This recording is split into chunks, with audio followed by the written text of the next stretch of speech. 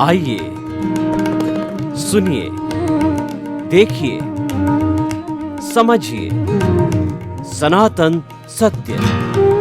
जैसी दृष्टि वैसी सृष्टि, दृष्टि विज्ञान।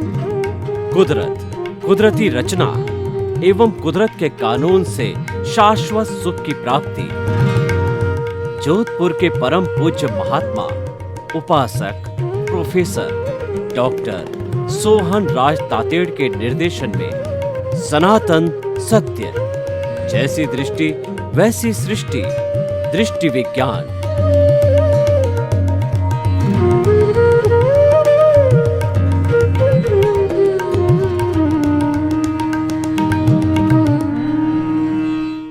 आत्मा का रियलाइजेशन करना हमारा लक्ष्य हमने बनाया, तो आप उसके लिए कुछ सूत्र भी देते हैं, प्रयोग भी बताते हैं, जिसको बोलते हैं अजपा जप। और आपने ये भी कहा जो पौद्गलिक दृष्टि आती है, चिंतन आती है, उसको जो हवन में स्वाहा की तरह स्वाहा भी किया जा सकता है। ये प्रैक्टिकल सूत्र है और इस पर काम करें तो काफ़ी एकाग्रता होती है। मूल तो दृष्टि है, दृष्टि विजन में वो सेट होनी चाहिए, लेकिन प्रोसेस भी कोई अपना काम करती है। तो अजपा जप और जो है हमारा स्वाहा करना, ये दोनों को किस तरीके से किया जाता है और कैसे करना चाहिए, किस रूप में समझ के, क्योंकि कोई चीज़ समझ के की जाती है तो वो सब सही रहती है। और ये इसी से जुड़ी हुई चीज़ें हैं, पुरुषार्थ से जुड़ी हुई है। तो कृपया ये दो भी थोड़ा सा प्रायोगिक रूप में अध्यात्म विज्ञान की दृष्टि से बताइए। ज़्यादातर लोग ये मानते हैं कि हम आत्मा को तो जानते हैं, आत्मा को मानते भी हैं, मगर वो हर समय मैं शुद्ध आत्मा हूँ ऐसा अंदर भी हाजिर नहीं रहता है और दूसरों में भी दिखता नहीं है। तो ये एक कॉमन क्वेश्चन है। तो मैंने कहा कोई बात नहीं, जितना हो सके इतना एफर्ट आप करते हैं और करते रहो। उसके अलावा मैं आपको एक की देता हूँ कि इजीली आप ज़्यादा से ज़्यादा समय आप शुद्धात्मा में रह सकें और शुद्धात्मा को दूसरे में भी देख सकें। और इसीलिए मैंने कहा कि ये सिंपल उपाय है कि श्वासोश्वास के साथ मैं शुद्धात्मा हूँ, मैं शुद्धात्मा हूँ, मैं शुद्धात्मा हूँ जोड़ दो, ताकि वो चलता रहे। अभी आधा घंटा मानो कि भूल गए, फिर चालू कर दो, मैं शुद्धात्मा हूँ। हमको ये देखना नहीं कि आधा घंटा भूल गए उसके चिंतन मन करो, नहीं, आगे चलो, फिर मैं शुद्धात्मा हूँ। ऐसा प्रयोग करते रहोगे, धीरे धीरे इसको छूटने का समय कम होगा और जागृति में रहने का समय ज़्यादा होगा। इस प्रकार से हम अपनी जागृति को सतत शुद्धात्मा में रखने और औरों को में भी शुद्धात्मा देखने की जागृति में हम आसानी से उसमें रह सकते हैं। तो एक प्रयोग बताया अजपा जाप। सुबह उठते ही हमको मालूम होना चाहिए कि कौन उठा, तो कि शरीर, मैं कौन हूँ, तो कि शुद्धात्मा हूँ। फिर बाथरूम कौन गया, तो कि शरीर, मैं शुद्धात्मा हूँ। फिर कहा नाश्ता कौन से किया, शरीर ने, मैं शुद्धात्मा हूँ। जॉब पर कौन गया, शरीर, मैं शुद्धात्मा हूँ। जॉब पर काम किसने किया, शरीर ने, मैं शुद्धात्मा हूँ। जॉब से घर पे कौन आया, शरीर, मैं शुद्धात्मा हूँ। शाम को खाना किसने खाया, शरीर ने, मैं शुद्धात्मा हूँ। रात को सो कौन गया, शरीर, मैं शुद्धात्मा हूँ। सुबह उठा कौन, शरीर, मैं शुद्धात्मा हूँ। यानी शुद्धात्मा की कोई क्रिया करते ही नहीं है, इसलिए मैं करता हूँ वो सब्जेक्ट नहीं है। मगर वो कब होगा, जब आपको मालूम है कि मन वचन काया का क्रिएटर, ऑपरेटर, डिस्ट्रॉयर कुदरत है और मैं शुद्धात्मा हूँ, तो ये मेरा कंसर्न नहीं है। तो पहले अलग होना पड़ेगा। अलग के लिए अजपा जाप बताया। क्या बताया? अजपा जाप। और ये अजपा जाप कई लोगों को जागृति में सहायक बने हैं। ऐसे बहुत सारे एग्जाम्पल हैं। कई लोगों को जो पहले आत्मा की जागृति नहीं रहती थी, अब रहने लगी है। क्योंकि मैंने कहा कि आपको जितना समय भूल गए, 4 घंटा भी भूल गया कोई बात नहीं, मगर जैसे याद आया शुरू कर दो। आपको मालूम हो कि 4 घंटा मैंने नहीं बोला, बहुत हो गया है, वो भी एक जागृति है, एक फिर शुरू कर दिया आपने। इम्पोर्टेंट बात यह है, हमको वर्तमान में रहना है। We are not thinking about the past and future. Live in a present all the time with awareness of I am a pure soul, that's it. तो ये अजपा जाप सतत होना चाहिए, और भूल जाए तो फिर चालू कर दो। कितना भूल गए, कितने आवर्स में भूल गए, वो कुछ काउंट करने की जरूरत नहीं है, नो कैलकुलेशन, आगे बढ़ते रहो। तो सबसे पहले अजपा जाप। दूसरा शब्द है, कौन सा है? दूसरा जो स्वाहा करते हैं, स्वाहा। स्वाहा, हर चीज को आप स्वाहा करो। इसको कहता हूं आध्यात्मिक यज्ञ। नाम क्या दिया? आध्यात्मिक यज्ञ। तो आध्यात्मिक यज्ञ में क्या करना है? स्वाहा करना है। जैसे भौतिक यज्ञ में हम ज्वार डालते हैं, वो मूंग डालते हैं, आप समझे, तो अलग अलग चीज डालते हैं। कई लोग एनिमल को भी स्वाहा करते हैं, वध, तो वो भी करते हैं। तो सबका अपना अपना एक सोच होता है। हम आध्यात्म विज्ञान का यज्ञ की जो बात करते हैं, उसमें क्या स्वाहा करना है?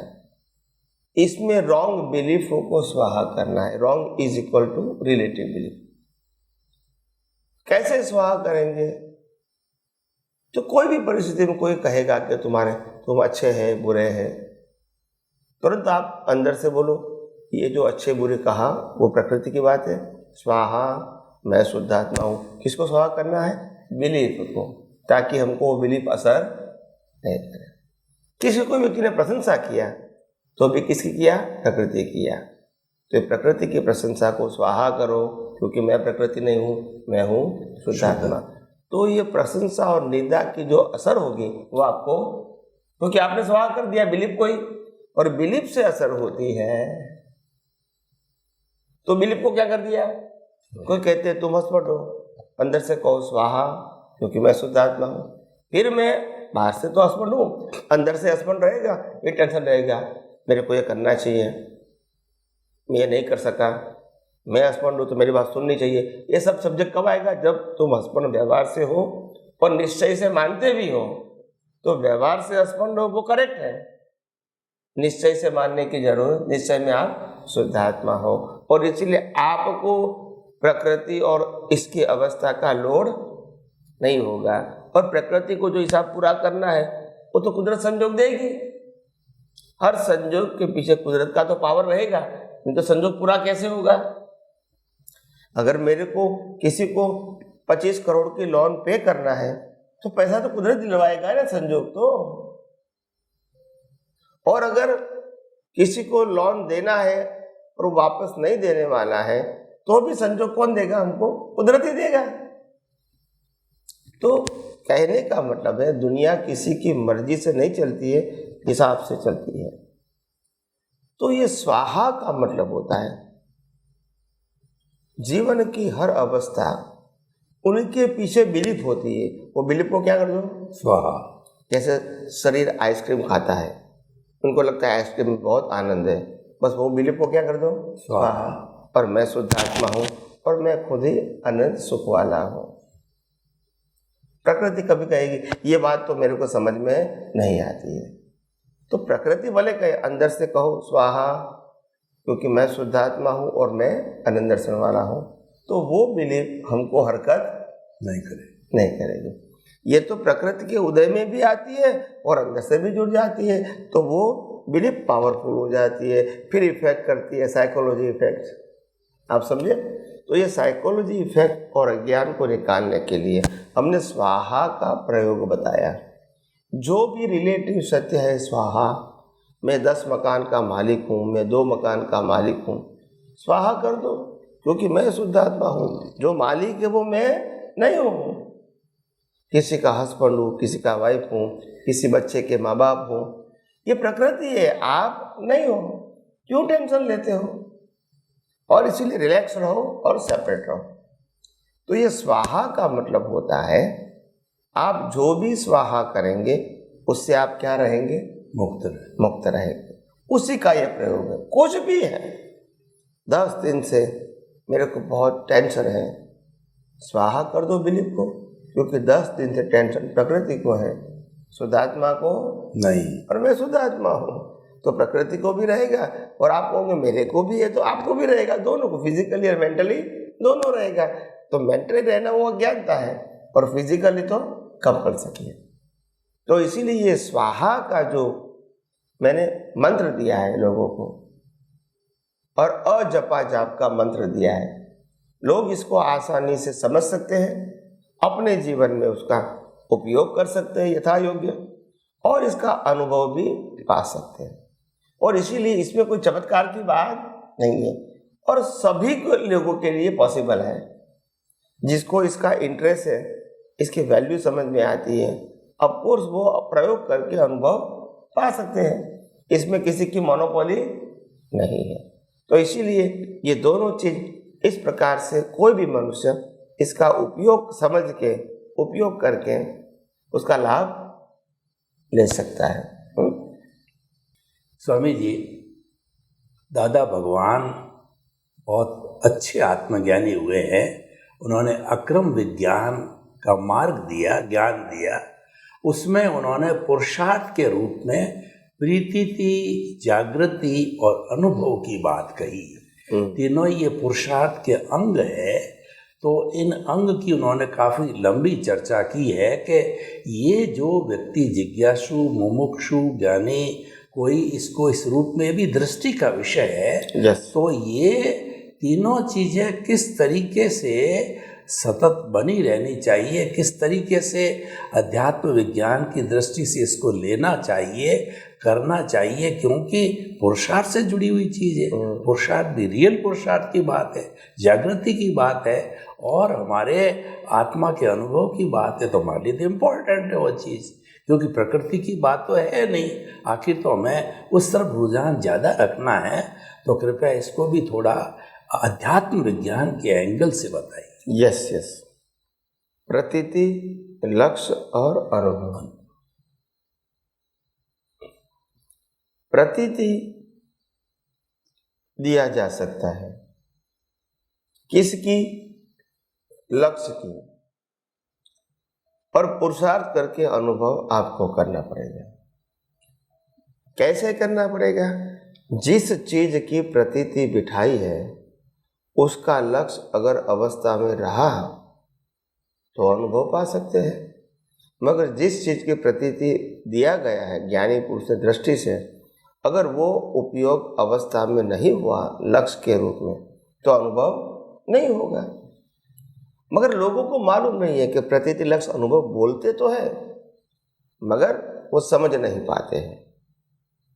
तो इसीलिए मैंने कहा ये अनुभव, लक्ष्य और प्रतीति, ये जो तीनों चीज है, वो तीनों चीज के अंदर हमको एक दूसरे का कोरिलेशन दिखना चाहिए कि प्रतीति ज्ञानी पुरुष दे सकते हैं, मगर प्रतीति का लक्ष्य रखना ये हमारा पुरुषार्थ है और लक्ष्य रहेगा तो अनुभव भी होगा।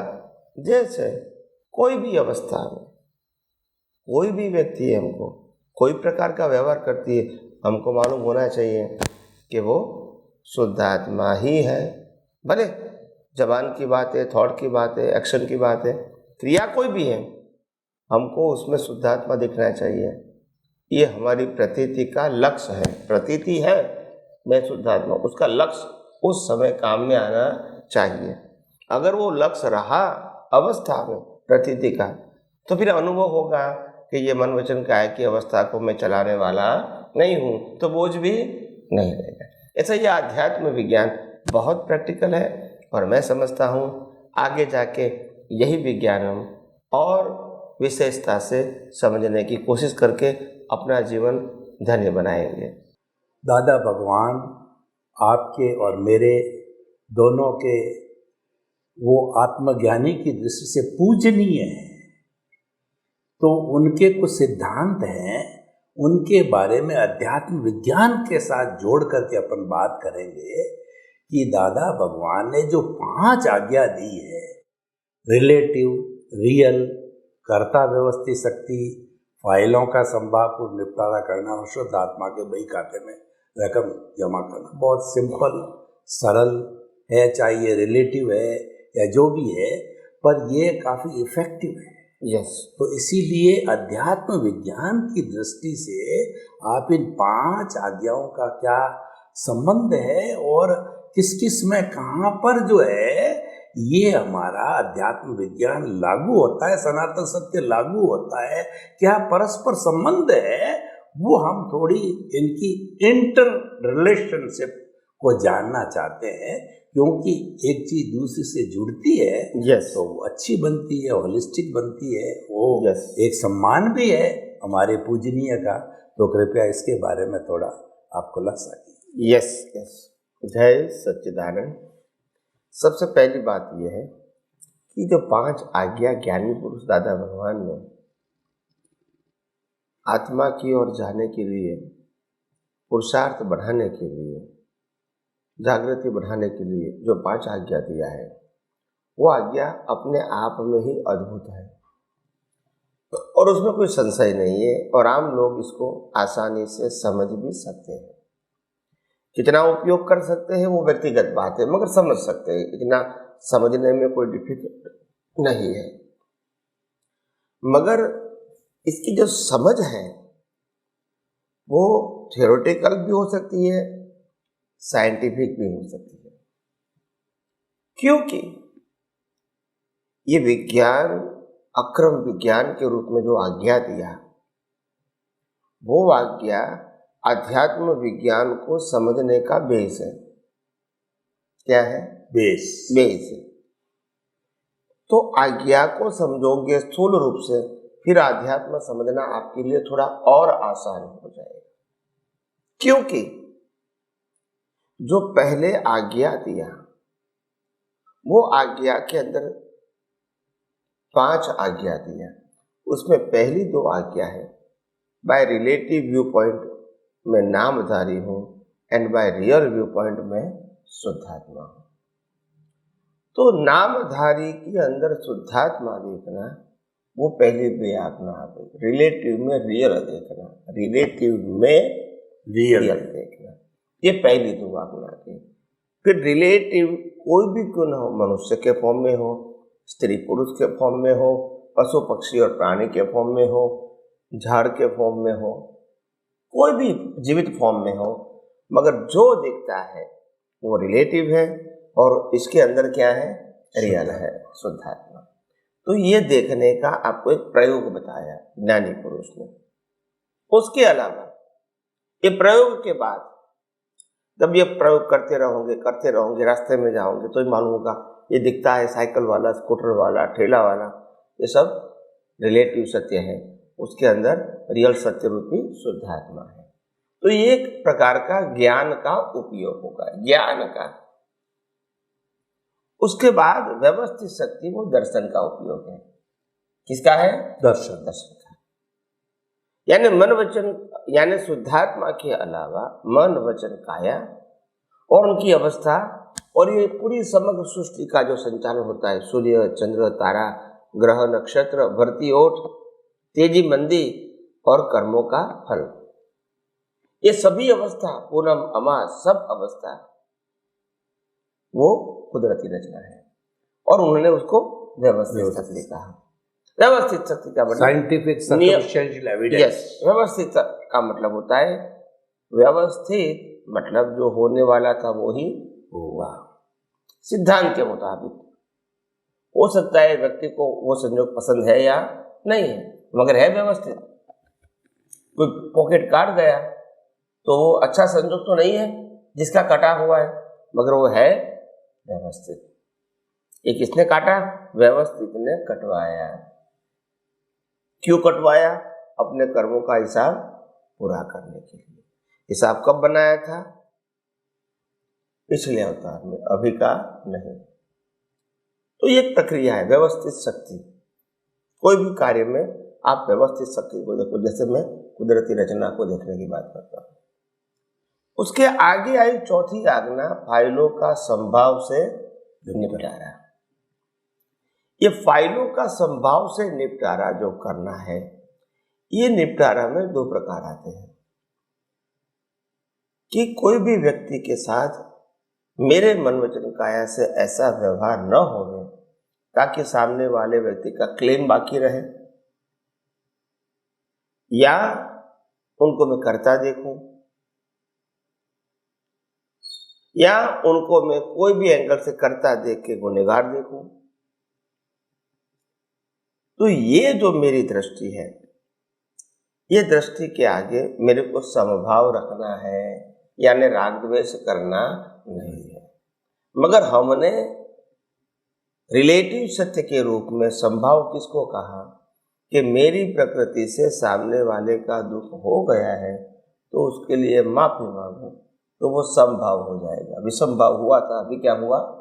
माफी मांगो, समभाव। ये एक प्रकार का रिलेटिव सत्य का एंगल बताया।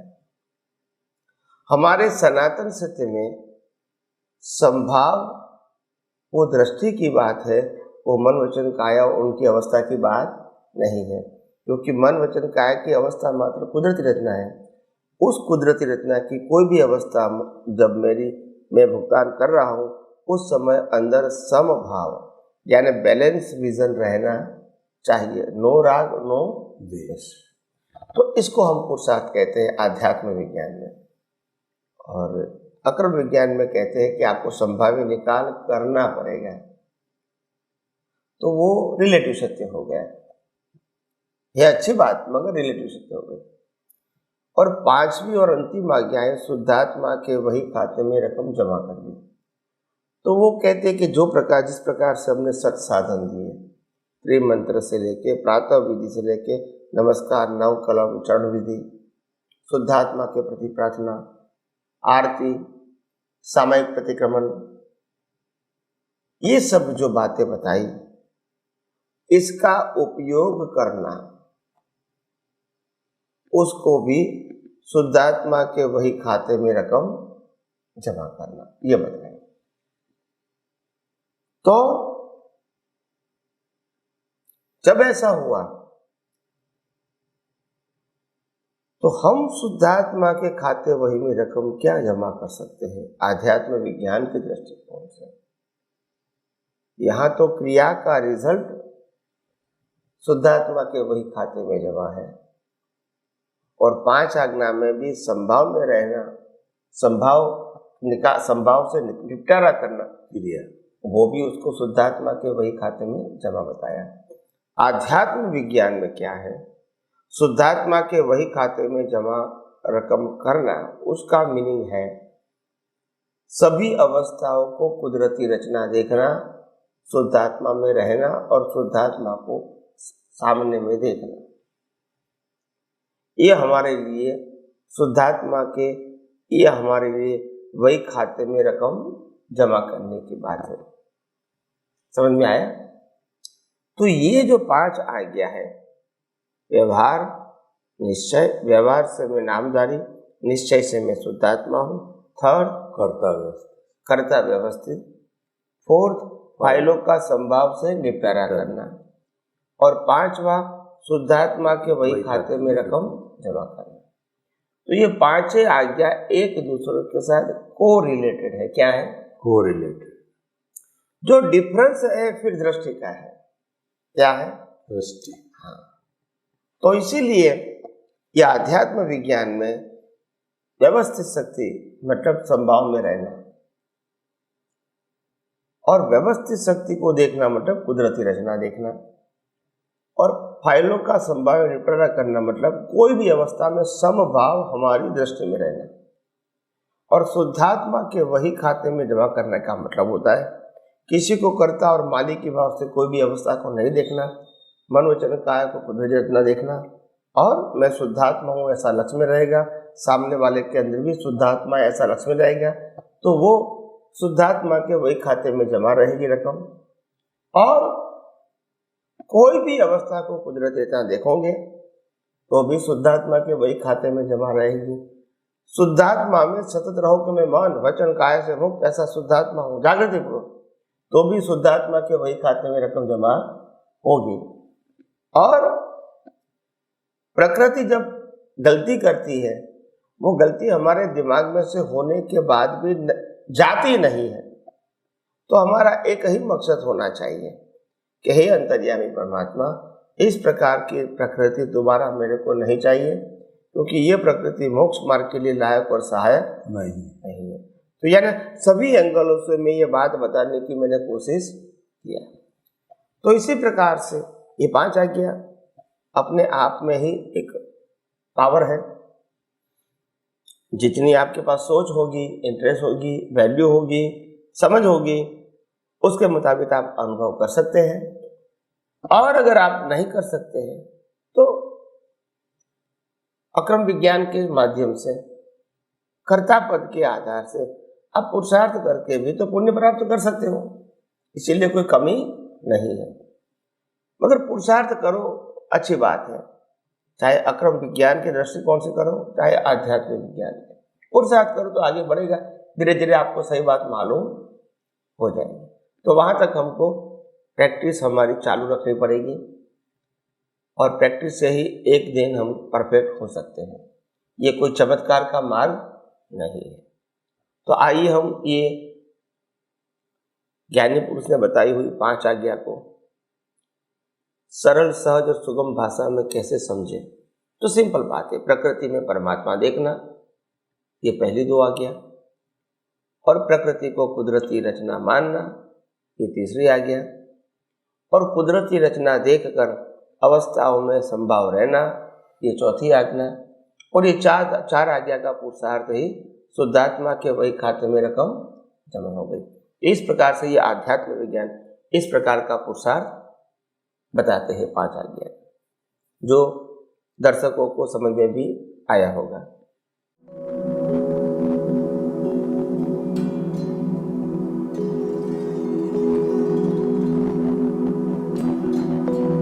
एक ऐसा अंतर्राष्ट्रीय ख्याति प्राप्त मानव जो गुरु प्रेरणा से पिछले 20 वर्षों से वानप्रस्थ जीवन जीते हुए 24 घंटे मानवता की सेवा में संलग्न है।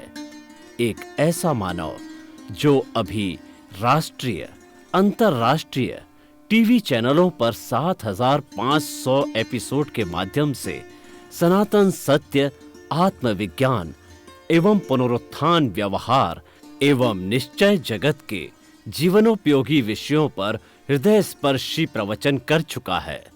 उस मानव का नाम है महात्मा उपासक प्रोफेसर डॉक्टर सोहन राज तातेड़।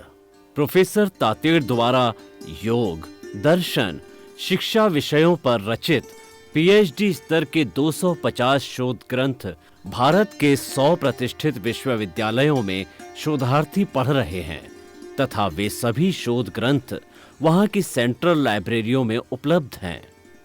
महात्मा सोहन राज ने अभी तक हजारों स्कूलों, कॉलेजों, विश्वविद्यालयों एवं संस्थाओं में सेमिनार, वर्कशॉप, कैंप लगाकर लाखों विद्यार्थियों को योग, दर्शन, शिक्षा का प्रशिक्षण देकर उन्हें सुसंस्कारित किया।